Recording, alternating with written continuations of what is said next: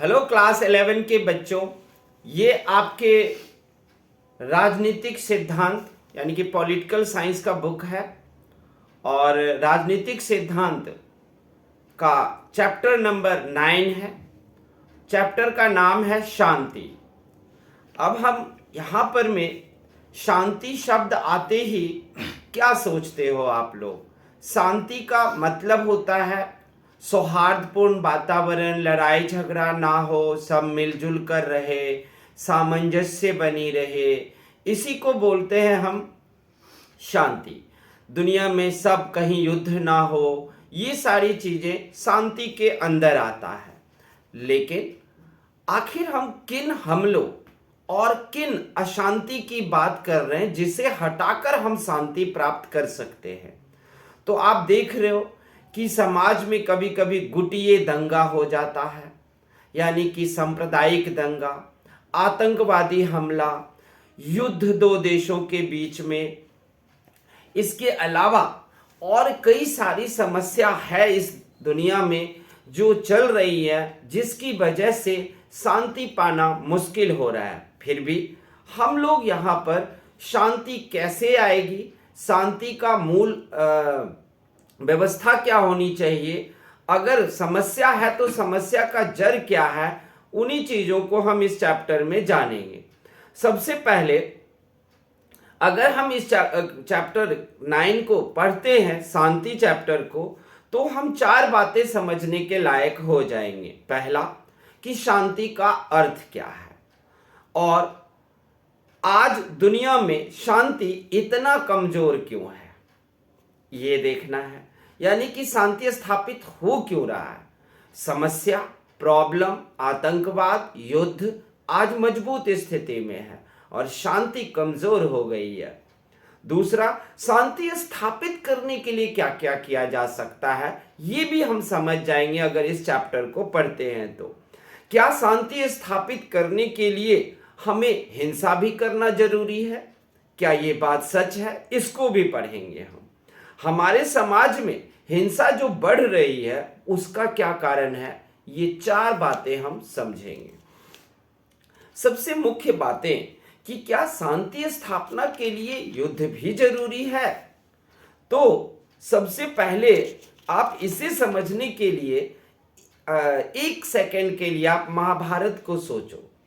महाभारत हुआ, बहुत बड़े पैमाने पर युद्ध हुआ और उसके बाद पूरी तरीके से पृथ्वी पर शांति आ गई थी। तो क्या हम मान लें कि युद्ध शांति लाने का एक रास्ता है? चलिए कुछ चीजों पर गौर करेंगे, फिर देखते हैं। पहले देखेंगे हम कि दुनिया में लोकतंत्र चाहिए, न्याय चाहिए और मानव का अधिकार चाहिए। शांति एक जुमला और तकिया कलाम की तरह बनकर रह गया है। यहां पर में जब लोकतंत्र है तो किस बात की शांति और समस्या कहां से आए? अगर न्याय मिल रहा है तो फिर क्या जरूरत है हमें शांति शांति चिल्लाने की? अगर मानव अधिकार को दिया जा रहा है, मौलिक अधिकार पूरा किया जा रहा है, फिर हम शांति शांति क्यों चिल्ला रहे हैं? हमें इन्हीं बातों पर गौर करना है कि अगर न्याय और मानव अधिकार और लोकतंत्र ये तीनों मौजूद है तो फिर शांति चिल्लाने से क्या फायदा? तो निश्चित तौर से कि लोकतंत्र है लेकिन सही वाला लोकतंत्र नहीं है, न्याय है लेकिन लोगों को मिल नहीं रहा होगा, मानव अधिकार है लेकिन मानव अधिकार लोगों को प्राप्त नहीं हो रहा होगा। ये सारी व्यवस्था होगी, इसी वजह से हम शांति चिल्ला रहे हैं कि शांति चाहिए, शांति चाहिए। अब यहां पर मैं एक आपको दिखाया जा रहा है कि कभी कभी नकारात्मक ढंग से बातों को, चीजों को ऐसे पेश किया जाता है कि हमें वो नकारात्मक चीजें भी सही लगने लगती हैं। नकारात्मक चीजें भी हमें सही लगने लगती है। फॉर एग्जाम्पल, एक आप लोगों ने सेकेंड वर्ल्ड वॉर के दौरान देखा होगा, सुना होगा फ्रेडरिक नीत्शे एक दार्शनिक थे, लेखक थे, और ये हिटलर के साथ रहता था और हिटलर का सबसे प्रमुख सलाहकार में से भी एक था। और फ्रेडरिक नीत्शे अपनी किताब में, अपने भाषण में युद्ध को महिमा मंडित करता था कि युद्ध से ही इस दुनिया में शांति संभव है, इसके अलावा नहीं शांति होगा। तो हुआ क्या? सेकेंड वर्ल्ड वॉर हुआ, द्वितीय विश्व युद्ध हुआ। द्वितीय विश्व युद्ध करके प्राप्त क्या हुआ? क्या उसके बाद युद्ध होना बंद हो गया? नहीं, रसिया अमेरिका में शीत युद्ध शुरू हो गया। फिर 6 डेज वॉर इसराइल और अरब देशों का हुआ।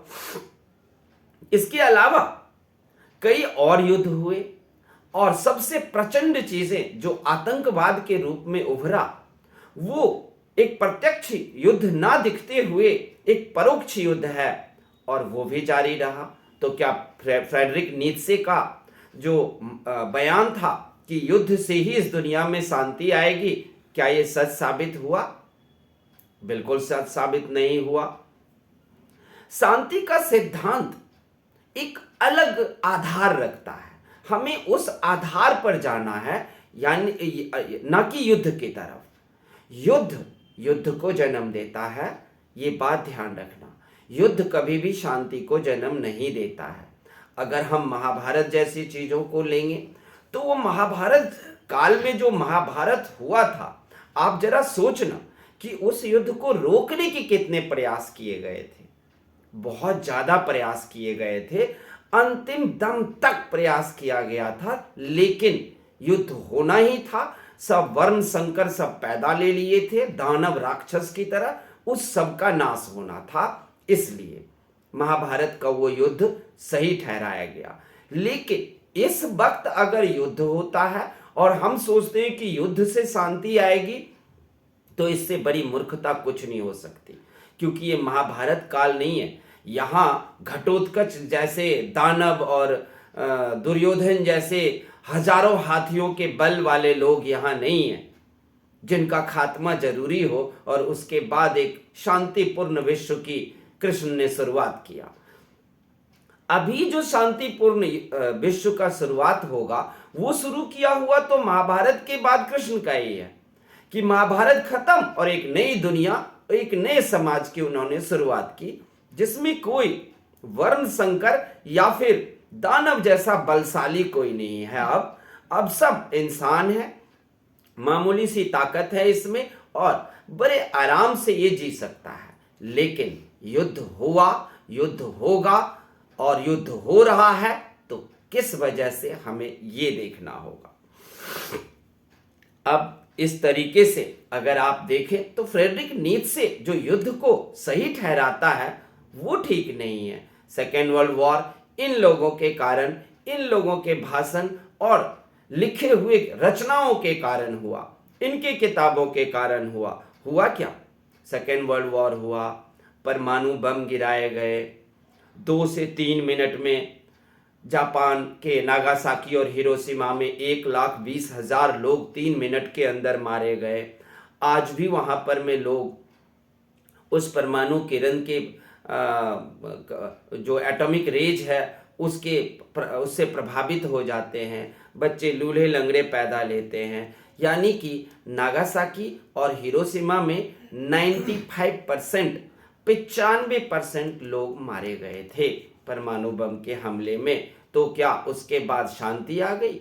नहीं, तो फिर से संकट आ गया, शीत युद्ध शुरू हो गया, क्यूबा मिसाइल संकट आ गया, क्यूबा में रसिया ने अपना परमाणु बम लगा रहा था, अमेरिका अपना परमाणु बम एटम बम लगा रहा था, ये सब कुछ हो रहा था। तो ये थोड़ी सी झलकी थी आपको कि युद्ध का महिमा मंडित करने वाले लोगों ने इस दुनिया को क्या किया। जिसने कहा था कि युद्ध से ही शांति आएगी, वो क्या हुआ वो दिखाया आपको। अब चलते हैं शांति का अर्थ क्या है। देखो, शांति का अर्थ है युद्ध की अनुपस्थिति, मतलब युद्ध ना हो उसी हम शांति कहते हैं। तो क्या पूरी दुनिया में अगर युद्ध को नहीं किया जाए तो शांति आ जाएगी? नहीं आएगी। फिर भी फिर भी हमें कुछ कुछ बातों पर, कुछ चीजों पर गौर करना होगा। अब प्रश्न उठता है कि युद्ध होता क्या है? युद्ध होता है कमी के कारण, लोगों में भूखमरी के कारण, लोगों के खराब स्वास्थ्य के कारण। इस बात को द्वितीय विश्व युद्ध के बाद यूएनओ, संयुक्त राष्ट्र संघ ने सोचा कि ये युद्ध बार बार, ये प्रथम विश्व युद्ध, द्वितीय विश्व युद्ध, तृतीय विश्व युद्ध होता रहेगा अगर लोगों में भूखमरी रहे, लोगों में मानव अधिकार प्राप्त ना हो। अब देख लो, किसी देश में कोई अल्पसंख्यक लोग रहते हैं, अब अल्पसंख्यक पर जुल्म होता है। अब उसी अल्पसंख्यक में से कुछ लोग क्रांतिकारी निकलते हैं, फिर वो बंदूकें हाथ में पकड़ते हैं और धीरे धीरे वो अपने अधिकार की पहले लड़ाई लड़ते हैं। फिर अधिकार की लड़ाई लड़ते लड़ते, लड़ाई और हिंसा के कारण उनका दिमाग बददिमाग हो जाता है और फिर वो किसी तरीके से अल्पसंख्यक होते हुए वो सत्ता में पहुंच जाते हैं। सत्ता में हिंसक प्रवृत्ति के लोग आए और फिर वो अपनी जो अल्पसंख्यक पर अत्याचार हुआ था उसका वो बदला लेना चाहते हैं और उस बदला की भावना के कारण उन्होंने अपने देश को मजबूत करना शुरू किया। उस मजबूती के कारण मजबूती कैसे आएगी देश में, विकास कैसे होगा, इसलिए उन्होंने दूसरे देश पर हमला करके उनके संसाधनों को छीनने की कोशिश की। हो गया ना युद्ध शुरू। ऐसे ही होता है। तो यूएनओ ने सोचा कि कहीं भी अल्पसंख्यक है, अगर उनके अधिकारों की रक्षा नहीं की गई तो उन्हीं अल्पसंख्यक में से एक गुट निकलेगा, एक समूह लोगों का निकलेगा जो अपने हक की लड़ाई लड़ेगा और फिर बाद में बड़े बड़े युद्ध भी करा देगा। शांति का परिभाषा अगर आप और अच्छा लेना चाहोगे तो आप कह सकते हो शांति का मतलब जहां युद्ध ना हो, दंगा ना हो, नरसंहार ना हो, कत्ल ना हो और किसी भी तरीके से झगड़ा लड़ाई ना हो। ये है शांति की परिभाषा। आगे चलते हैं। हिंसा के विभिन्न रूप को अब देखते हैं कि हिंसा किस तरीके से होता है। देखो, हिंसा हमारे समाज में अलग अलग तरह से आता है। उसकी शुरुआत छुआछूत से होता है, अस्पृश्यता से होता है। मैंने अभी कहा कि परंपरागत जाति हर समुदाय में चलता है, हिंदू मुसलमान या हिंदू में ही कई जातियां, नाई, हजाम, ब्राह्मण, क्षत्रिय, शूद्र, वैश्य, दलित, हरिजन सब होते हैं। अब परंपरागत रूप से शुरुआती दौर में सोच लो ब्राह्मण ऊंचा हो गया, तो अब छोटे जाति का हक या अधिकार कम कर दिया गया था।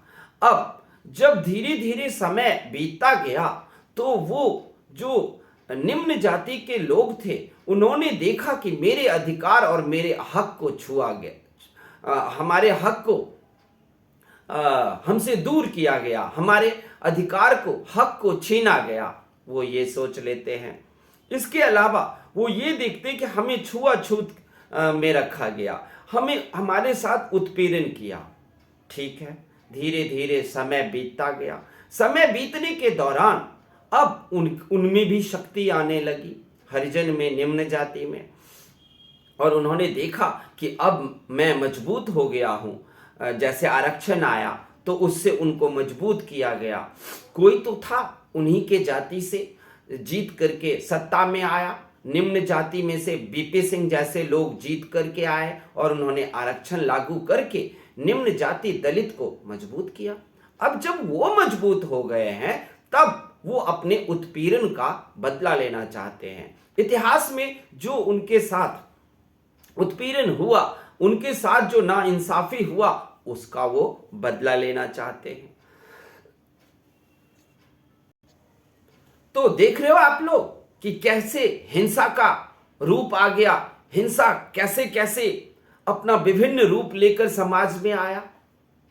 कभी उच्च जाति के लोगों ने निम्न जाति के साथ भेदभाव किया और जब निम्न जाति को मजबूत हुआ तो वो फिर आकर के उसका बदला लेने लगा और यहां हिंसा आ गई। ऐसे ही हिंसा जन्म लेती है।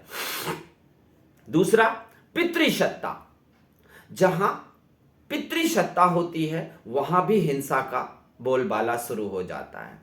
पिता ही सब कुछ होगा, पिता ही फैसला लेगा, माता का नहीं है, ये हर परिवार में है। धीरे धीरे जो है महिला जब मजबूत होती है, महिलाओं में शिक्षा आती है, तो वो इस बात को समझने लगती है कि पितृसत्ता ही क्यों, मातृसत्ता क्यों नहीं होनी चाहिए। किसी भी कार्य का फैसला, डिसीजन पिता ही क्यों लेगा, माता भी उसमें शामिल क्यों नहीं होगी। अब फिर यहाँ पर हिंसा का एक रूप आ जाएगा, किस में, पितृसत्ता और मातृसत्ता, यानी कि पुरुष और महिला में एक हिंसा का रूप आ जाता है। दूसरी बात कि आप अगर महिलाओं को कम करके आंक रहे हो, इस वजह से आप महिलाएं का यानी कि महिला जो स्त्रीलिंग भ्रूण की हत्या करते हैं, फिर उस वजह से लिंग अनुपात घट जाता है। आप देख सकते हो हमारे भारत में 1000 पुरुष पर मतलब 1000 पुरुष पर में सिर्फ 919 स्त्रियां ही हैं। तो बाद बाकी के लगभग 81 कहाँ गए। 81 पुरुष की शादी किससे होगी, नहीं होगी शादी। तो 81 पुरुष की शादी ही नहीं होगी तो वो उज्जड माइंड का बन जाएगा। जब वो उज्जड माइंड का बन जाएगा तो समाज के लिए वो एक हिंसा का रूप ले लेगा।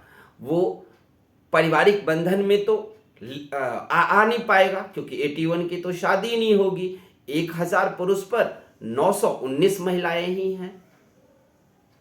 तो बाद बाकी पारिवारिक जीवन में जो बंध जाएगा वो हिंसा से बच भी जाता है। लेकिन जो पारिवारिक जीवन में नहीं आया वो समाज के लिए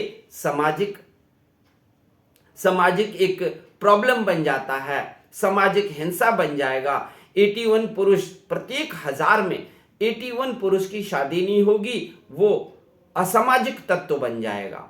वो कहेगा हमारा कौन सा परिवार, हमारा कौन सा कुछ, हम तो अपने तरीके से जिएंगे, हम लूटपाट करेंगे। तो हिंसा आ गया।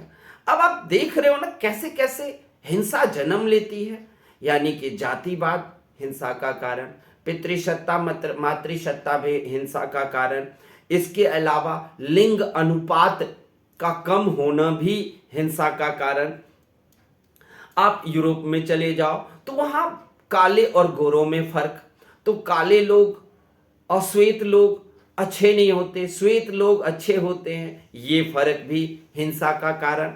और ये सारे हिंसा आपको लग रहा होगा कि इसे शायद पुलिस व्यवस्था संभाल लेगी, संविधान और कानून संभाल लेगा, ऐसा कुछ नहीं होता।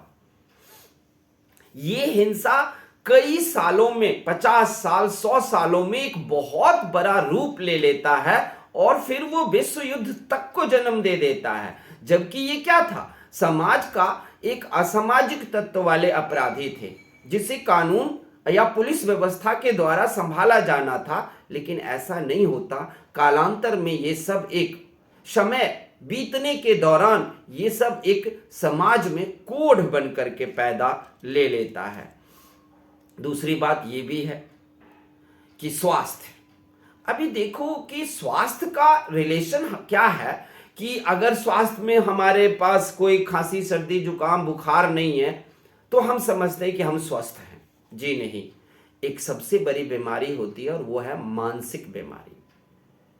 और उस मानसिक बीमारी को अगर दूर ना किया जाए तो मानसिक बीमारी वाले लोग लोकतंत्र में फ्रेडरिक नीत्शे जैसे बयान दे करके लोगों को नकारात्मक की तरफ रुझान कर देता है, नकारात्मक बातों को मानने के लिए विवश कर देता है और फिर वो कहीं से इलेक्शन लड़कर सत्ता में पहुंच जाता है और फिर दूसरे देश से लेकर विश्व युद्ध तक करा देता है, जैसा हिटलर ने किया।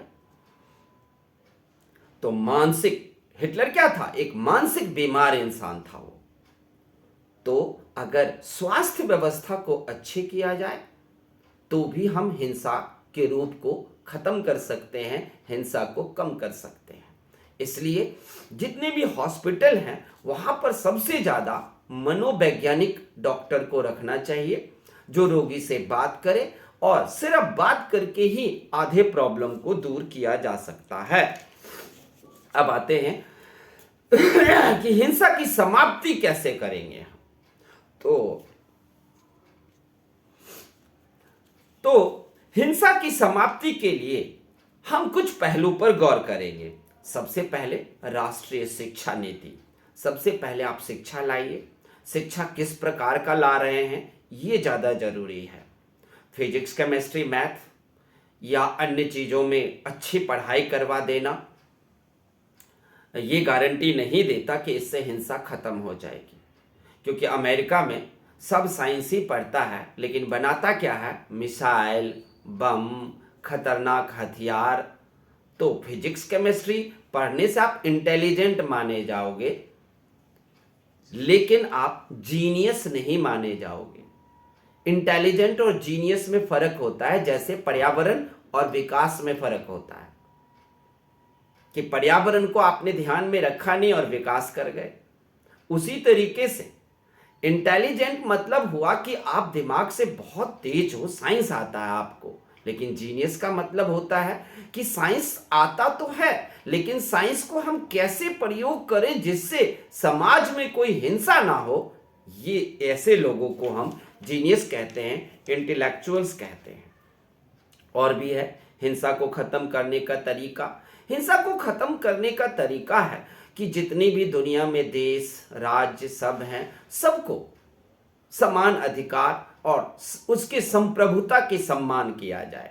जैसे भारत है, भारत अपने संप्रभुता में है, इसकी सीमा है, बॉर्डर है। विदेशी जो होंगे हमारे पड़ोसी देश, वो हमारे सीमा का आदर करे, सीमा में बार बार ना घुसे, तो निश्चित तौर से हिंसा को दूर किया जा सकता है। यानी कि प्रत्येक देश के संप्रभुता के सम्मान करना है। इसके बाद है शांति कायम करने के कौन कौन से तरीके होंगे। देखो, शांति कायम करने का बहुत सारे तरीके हैं। पहला तो आप अच्छी शिक्षा लोगे। दूसरा, एक देश दूसरे देश के संप्रभुता का आदर और सम्मान करेगा। तीसरा, जो भी ताकतवर देश हैं वो अपने से गरीब या अविकसित या विकासशील देशों की मदद करता रहे। अगर मान लो कि हम एक भूटान है, म्यांमार है, इथियोपिया है, केनिया है, ये सारे देश अभी विकसित नहीं हैं, तो ऐसे देशों में विकसित देश सब यहां के लोगों के लिए भलाई और कुशलता का काम करे। अगर नहीं करता है तो क्या होगा? गरीब देश सब अमेरिका की तरक्की को देखकर जलने लगेगा और जलते जलते उनमें से एक मानसिक पीड़ित व्यक्ति निकलेगा। एक संगठन, एक समूह बना लेगा और उस संगठन और समूह से वो अमेरिका पर हमला करेगा। जैसे 9/11 की घटना हुई, 5-6 एरोप्लेन को हाईजैक करके अमेरिका पर आतंकवादियों ने हमला कर दिया। क्यों? क्योंकि वो जिन हमलावर जो थे वो अमेरिका के तरक्की से जलते थे। तो अगर आपको तरक्की होता है तो आप दूसरों को भी उसमें से थोड़ा भलाई करो, नहीं करोगे तो भुगतना पड़ जाएगा। जैसा कि किसी बुजुर्ग ने भी कहा है। क्या कहा है बुजुर्ग ने? कि अगर तुम अमीर हो और तुम्हारे आसपास के लोग गरीब हैं तो कोई बात नहीं, अमीर गरीब तो अपने बुद्धि से होता है लोग, लेकिन तुम्हारे बगल में गरीब को अगर रोटी भी नसीब नहीं हो रहा है तो तुम अपने धन, अमीरी के धन में से तुम उनको रोटी दो, नहीं तो वो तुम्हारे लिए नासूर बन जाएगा, तुम्हारे लिए खतरा बन जाएगा। क्योंकि रोटी जिस अगर व्यक्ति को नहीं मिलेगा तो वो हिंसक हो ही जाएगा। आप एक कुत्ते को भी देखते हो, आप किसी जगह से जाते हो, पता चलता है इस रोड पर बहुत सारे कुत्ते लोगों को काट लेते हैं, लेकिन उसका सबसे अच्छा इलाज होता है कि आप वहां पर में उसके कुत्तों को खाने के लिए ले जाओ, दे दो, सब शांत हो जाएगा और आपका दोस्त भी बन जाएगा। तो वही चीज है कि अगर दुनिया में भूख है, आपके पड़ोस में भूख है, तो लोगों का भूख मिटाना आपका फर्ज है। गरीब को रोटी भी नहीं मिल रहा है तो अमीर को उसे रोटी देने का फर्ज बनता है, नहीं तो वो आपके लिए सिरदर्द बन जाएगा, आपके लिए बहुत बड़ी परेशानी बन जाएगी। तो याद रहे कि दुनिया से भूखमरी भी अगर हम हटाएंगे तो भी ये भी एक हिंसा को हटाने का तरीका है। अब देखते हैं समकालीन चुनौतियां। आज के दौर में कौन कौन सी बड़ी चुनौतियां हैं, हमें इस चीज को गौर करना है उस पर। तो आज के दौर में सबसे बड़ा चुनौती है आतंकवाद।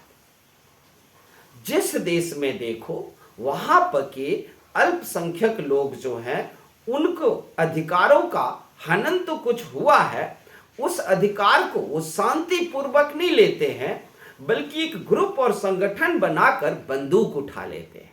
इस स्थिति को हम आतंकवाद कहते हैं। अब इस आतंकवाद से हमें निपटना है कैसे? देखो, आतंकवाद के लिए अगर देखा जाए कि हम इससे निपटे, तो आतंकवाद को कहा जाता है चलो शिक्षा से आतंकवाद मिटेगी। नहीं, यहां तो एक से एक डॉक्टर और इंजीनियर की डिग्री प्राप्त लोगों आतंकवादी बन गए। इसको कैसे दूर किया जाए? तो सर्वप्रथम जितने भी दुनिया के आतंकवादी संगठन हैं उनको ये सोचना पड़ेगा क्या कि बंदूक से समस्या का हल नहीं होगा। समस्या का हल होगा बैनर से, पोस्टर से, पैम्फलेट से, नारे लगाओ, शांतिपूर्वक सभी लोगों की भीड़ रोड पर उतरो और अपने अधिकार को मांगो। अगर आप अल्पसंख्यक हो और अल्पसंख्यक के रूप में आपका अधिकार बांग्लादेश, पाकिस्तान, अमेरिका, इंग्लैंड में छीना जा रहा है, तो वहां पर आप शांतिपूर्वक आंदोलन कर सकते हो। और ध्यान रखना, शांतिपूर्वक आंदोलन करने से ही समस्या का हल होगा, बंदूक पकड़ लेने से कुछ भी नहीं होगा। तो आज जो समकालीन चुनौतियां हैं उनमें सबसे बड़ा है आतंकवाद और अल्पसंख्यक के अधिकारों का हनन। अगर हम आतंकवाद को दूर कर पाए, और वो आतंकवादी संगठनों को खुद सोचने से होगा कि नहीं, इस रास्ते से नहीं। महात्मा गांधी थे, कार्ल मार्क्स थे, ये सब हिंसा का सहारा नहीं लिए हैं। अपने अधिकारों के इन लोगों ने आंदोलन किया है, लड़ाई किया है, लेकिन बंदूक उठा के लड़ाई नहीं किया है। वो अपनी हक और मांगे माने हैं, और अंग्रेज जैसे साम्राज्यवादी देश को यहां से जाना पड़ा है। कोई बंदूक उठाने से किसी समस्या का हल नहीं हो जाता। और चुनौतियां हैं आजकल ना, सबसे बड़ी चुनौती हो गया है सीमा विवाद। हर एक देश अपने देश की सीमा को नहीं मानता। चीन कहता है कि भारत के अंदर तक हमारा सीमा है, अमेरिका कहेगा कि मैक्सिको के अंदर तक हमारा सीमा है, चीन कहेगा कि ताइवान भी हमारे सीमा के अंदर है। ये भी एक बड़ी चुनौतियां है। अरे भाई, जहां पर जिसको जिस तरह की सीमा को आपने तय कर दिया, उस सीमा में आप रहो ना। आप अगर और आगे बढ़ ही जाओगे तो कौन सी बड़ी बात हो जाएगी? वो जिस सीमा के अंदर ताइवान है उसे वहीं जीने दो। नहीं, हम तो ताइवान लेकर रहेंगे। चीन कहेगा भारत से अरुणाचल प्रदेश मेरा है, हम तो ये लेकर रहेंगे। ये क्या बात हुई? अरुणाचल प्रदेश के लोगों को अरुणाचल में शांति से जीने दो ना। उसको छीनकर तुम अपने में मिला के क्या करना चाहते हो? छीनोगे तो युद्ध होगा, युद्ध होगा तो सब तरफ बर्बादी होगी। तो ये क्या था? ये एक दिमागी वहम था, ये एक हम कह सकते हैं मानसिक बीमारी था, जो आप दूसरे देशों के सीमा में घुसना चाहते हो। तो ये भी शांति लाने के रास्ते में ये सीमा विवाद भी एक बहुत बड़ी प्रॉब्लम है। अब प्रश्न उठता है कि क्या हम जितने बातों पर अभी चर्चा किए हैं, क्या वो हो पाएगा? क्या हम उसको पूरा कर पाएंगे?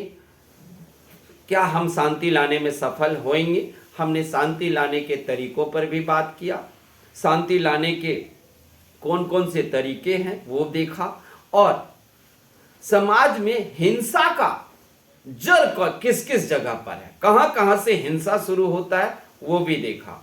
पितृसत्ता, लिंगवाद, या फिर समाज में धर्म, जाति, छुआछूत, उत्पीड़न, अस्पृश्यता, अल्पसंख्यक, ये सारी चीजें हिंसा का जड़ होता है।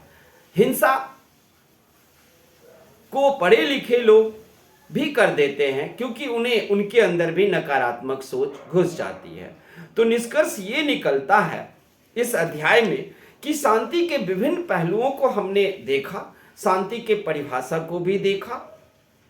हमने अभी जो सामने में चुनौतियां हैं उन चुनौतियों की भी तहकीकात की, कौन सी बड़ी बड़ी चुनौती हैं जिन्हें खत्म करके हम शांति ला सकते हैं। इसके अलावा हमने देखा कि अगर शांति लाना है तो सबसे अच्छा तरीका है सद्भावना पूर्ण समाज की शुरुआत करना। जहां सद्भावना होगी, सबके अंदर एक समान भावना, भाईचारा, सब एक दूसरे के धर्म की इज्जत करेंगे, सब देखेंगे कि अगर दूसरे के धर्म को कोई अहित हो रहा है मेरे धर्म से, तो उसमें से कुछ क्रियाकलाप को वो बंद कर सकते हैं, तो फिर हिंसा नहीं होगी और शांति आ जाएगी। ज्यादा लालच नहीं करना है, अनैतिक काम नहीं करना है, जोखिमपूर्ण काम में नहीं जाना है, नहीं तो युद्ध का युग शुरू हो जाएगा और युद्ध ही जिंदगी बन जाएगा और दुनिया के लोग युद्ध ही करते रह जाएंगे। इसलिए शांति लाना हम में से हर एक नागरिक का कर्तव्य बनता है, ड्यूटी बनता है। सब सहयोग दें और शांति लाएं। तो बताओ आप लोगों को ये शांति चैप्टर कैसा लगा? अच्छा लगे तो कमेंट करना, सब्सक्राइब करना। थैंक यू, धन्यवाद।